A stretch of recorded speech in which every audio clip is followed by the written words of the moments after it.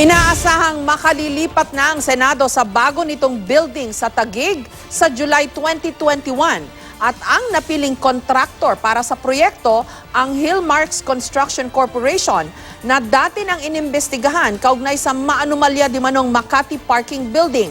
Itinanggi ng Hillmarks noon na nagbigay sila ng kickback sa sinumang opisyal. May report si Jamsi Sante Caico.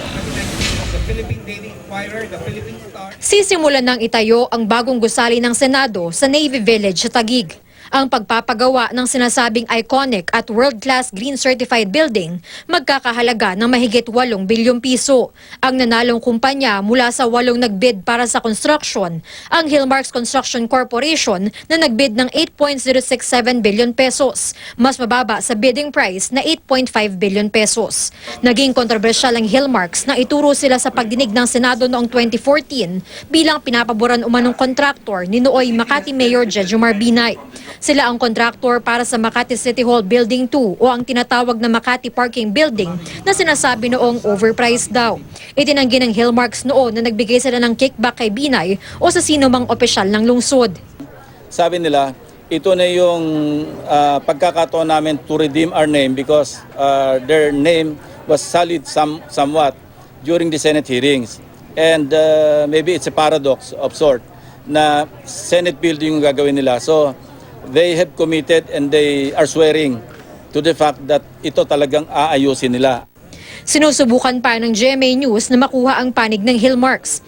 Nagpagawa ng sariling gusali ang Senado para hindi na raw ito gumastos ng bilyon-bilyong piso sa renta sa GSIS. Sa ngayon kasi, mahigit 120 million pesos ang binabayarang renta ng Senado kada taon. Inaasahang makakalipat na ang Senado sa bago nitong gusali sa July 2021. Jamsi Sante Caico, GMA News. Bloke-blokeng pinatuyong dahon ng marijuana ang nakumpiska ng otoridad sa Dasmariñas, Cavite. Sa isang bayan naman sa Ilocos Norte, ang kada kilo ng basurang plastic, bigas ang kapalit. Yan at iba pang balita mula sa probinsya sa report ni Rida Reyes.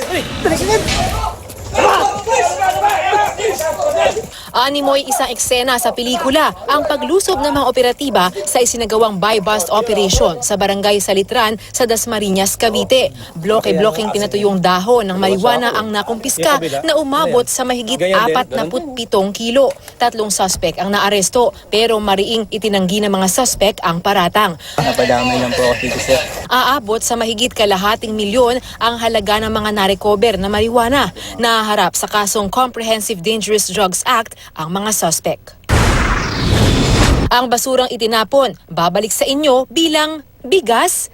Ganyan ngayon ang paandar ng lokal na pamahalaan ng Curimaw sa Ilocos Norte. Ang basurang plastik kasing maayos na kinolekta, kapalit ay bigas. Walang limit.